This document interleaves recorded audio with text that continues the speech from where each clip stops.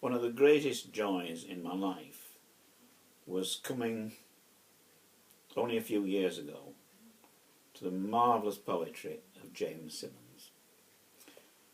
I wrote to him immediately and he wrote back immediately, and we exchanged letters over a couple of months. Then he had the terrible stroke which led to his death. However, I am in contact, thanks to Facebook, with his widow, Janice Fitzpatrick Symoonds. And it's to you, Janice, I will dedicate this reading. There are 3 poems. The first poem is a very angry rant against the critic John Goodby, who managed to write a book several hundred pages long called Irish Poetry Since 1950, and James Symmons, I think, got 5 lines. This is a travesty, and it's rubbish, and it should never have been published. Great critics like Wilson Knight are great writers, but if you can't write at that level, you shouldn't bother. On first reading, John Goodby's Irish Poetry Since 1950. Barbarous insult to Yeats' memory and Claudel's. Alan, thank God you are dead. You who breathe the air of Apollinaire, ghost of Reverdy, bear witness to the mendacity of his clamour. Hart Crane, rise from the estuary of the great river you drowned in. John Clare, rise from your country churchyard grave. Grey, from your carved tomb, and Wild, cast off your winged shield in Père Lachaise. Rise, poets, rise, and drive the barbarous horde without the sacred gates of art, where it has crept and quenched the flame, rendering the 9 silent and bereft and covered in shame. Past master of postmodernist jargon, defiler of the tombs of great poets, whose souls hover in Elysium or crouch along the banks of Black Lethe, begging a crown to lay on Charon's palm.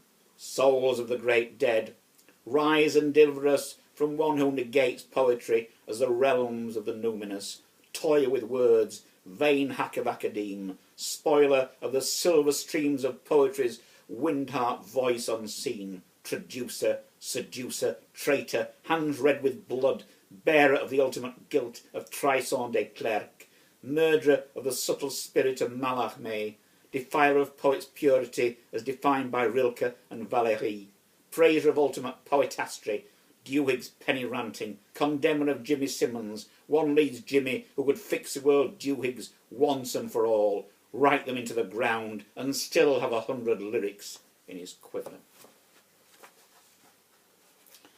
Sorry I Missed You, or Huddersfield, the second capital, poetry capital of England, revisited. What was it Janice Symmons said to me as James lay dying in Ireland? Phone Peter Pegman, Leeds, an ex-pupil of Jimmy's. He's organising a benefit reading. He'd love to hear from you and have your help. Like Hollywood, I thought, but I phoned him all the same at his converted farmhouse at Barswill, a lecture in creative writing at the uni. But what's he written, I wondered, apart from his CV? Well, I am organising a reading, but only for the big people, you understand. Hardman Harrison, Doughty Dewhig, Basher O'Brien, you know the kind, the ones that count, the ones I owe my job to. We nattered on and on, until by way of adieu, I read the final couplet of my goodbye poem. The lines about one Jimmy who could fix the world's Dewigs once and for all, write them into the ground and still have 100 lyrics in his quiver. Pete stifled a cough, which dipped into a gurgle and sank into a mire of strangulated affect, which almost became a convulsion until finally he shrieked, I have to go! The cat's under the Christmas tree, ripping open the presents, the central heating boiler's on the blink, the house is on fucking fire!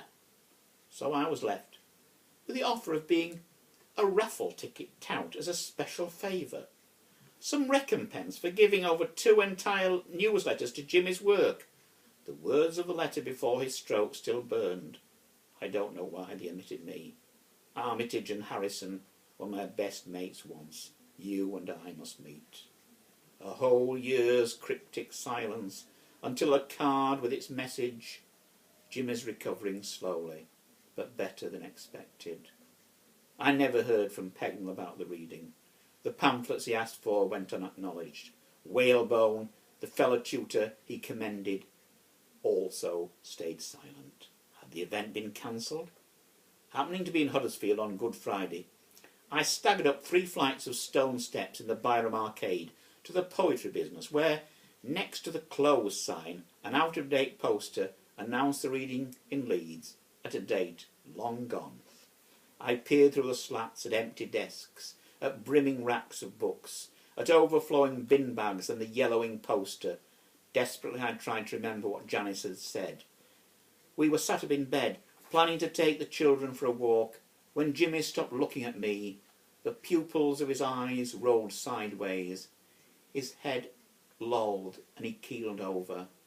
The energy of the reading was from Jimmy's best collection, With Energy to Burn, with Energy to Burn. And finally, for James Symmons. Sitting in outpatients with my own minor ills, dawn's depression lifts to the lilt of amitriptyline, a double dose for a day's journey to a distant ward.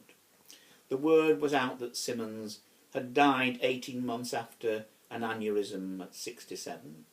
The meeting he proposed in his second letter could never happen. A few days later, a Christmas card in Gaelic, Noleg Shona, then silence, an unbearable chasm of wondering if I had inadvertently offended.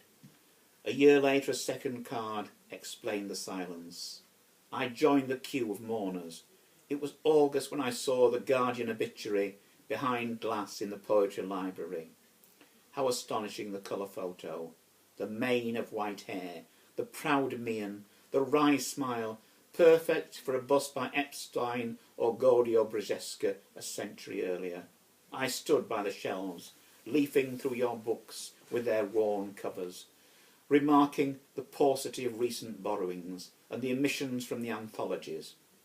I'm a bit out of fashion, but still bringing out books. Armitage didn't put me in at all. The egregious Silkin tried to get off with my wife. May he rest in peace. I can't remember what angered me about Geoffrey Hill. Quite funny, in a nervous, melancholic way. A mask you wouldn't get behind.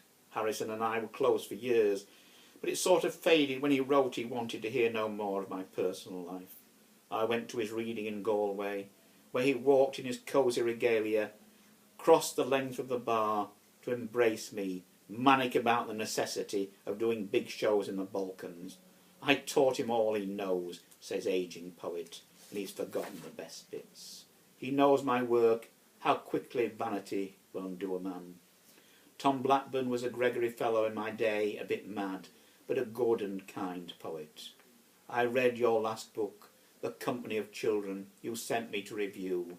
Your best by so far. It seemed an angel had stolen your pen, the solitary aging singer whispering his last song.